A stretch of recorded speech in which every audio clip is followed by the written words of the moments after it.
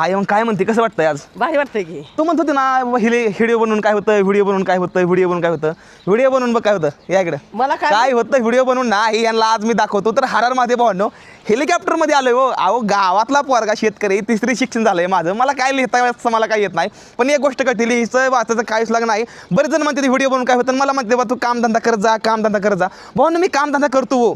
मला फक्त एकच, मी स्वतःला कधीच कमी समजत नाही. मी स्वतः छत्रपती शिवाजी महाराजांचं म्हणणं असते भावनो की ज्यांचे विचार मोठे असतात त्यांना भला मोठा डोंगरला मागचा गोळा वाटतो. तर आई वडिलांना कसं वाटतंय, आई कसं वाटतं भारी वाटतंय की. बरं तो कधी विचार केला का दादा, विचार केला का तुम्हाला हेलिकॉप्टरमध्ये बसायला मिळेल? नाही नाही, वाटलं उडताना बघायचो आम्ही. उडताना बघायचं ना.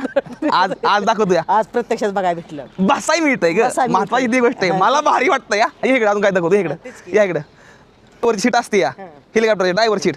हे बघ हे तर कंट्रोल असतं, हे असते ना, हे इकडे घेतलं हेलिकॉप्टर, इकडे जातं कॅप्टन सीट ही.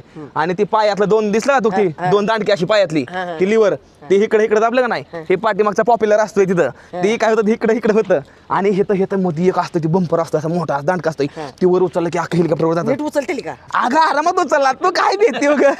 एकदा आपण इथं बसायचं आणि मी तुम्हाला पूर्ण पुण्य दाखवणार. माझं स्वप्न आज मी पूर्ण केलं गेलं या. तर भावनो आई वडिलांची स्वप्न पूर्ण करा, ती कशी बी असू. आई वडिलांना खुश ठेवा. तुमच्यापाशी पैसा असू नसू ती महत्वाचं नाही, पण तुम्ही आई वडिलांची स्वप्न पूर्ण केली पाहिजे. मला एकच म्हणायचं आहे. असं मला म्हणायचं की असं कोण म्हणतं खासदार, आमदार, DSP हे अशा हेलिकॉप्टरमध्ये शेतकऱ्याच्या मुलाला पण एक चांगलं घडवलं की आपण जर त्यांना संस्कार चांगले दिले तर शेतकऱ्याचा सुद्धा मुलगा आई बापाला हेलिकॉप्टर फिरवू शकतो. हा ही मला खरी एवढं गोष्ट आहे. सांगायचं. हा आणि ठरवायचं आपल्या हातात आहे. फक्त आई वडिलांचा संस्कार जर मुलावर चांगला असला तर हा. मुलांना पण ते शिक्षण घेतलं पाहिजे हा. आणि शेतकऱ्याचा मुलगा सुद्धा करू शकतो काहीतरी. आणि मी ती गोष्ट आज करून आज दाखवणार माझ्या नाही. मुलांनी तेवढं करून दावलं. हा आणि बघा हे माझ्या खरी आईची माया आणि वडिलांची. माझ्या आई वडिलांना लय कष्ट केले. माझ्या आई वडिलांनी एवढं कष्ट केले का नाही मी सांगू शकत नाही शब्दामध्ये. लय कष्ट केलंय, अजून पण कष्ट करते ती आणि प्रामाणिकपणाने करते ती.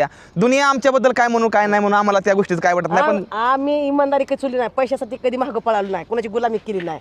आणि आज माझा एक तिसरी शिकलेला मुलगा आज ह्या लेवल पतोर पोहोचला की आमचं संस्कार सांगता, आमचा विचार मोठे तर आणि प्रामाणिकपणे आम्ही मंजुरी केली. कुणाचा पैशासाठी मागं पळालो नाही, लाचारी केली नाही, म्हणून माझा पोरगा आज ह्या हाईट लेवलला आहे. ओके भावांनो, तर आई वडिलांना आज मी हेलिकॉप्टरमध्ये बसणार नाही. मला खूप जास्त भारी वाटतं या.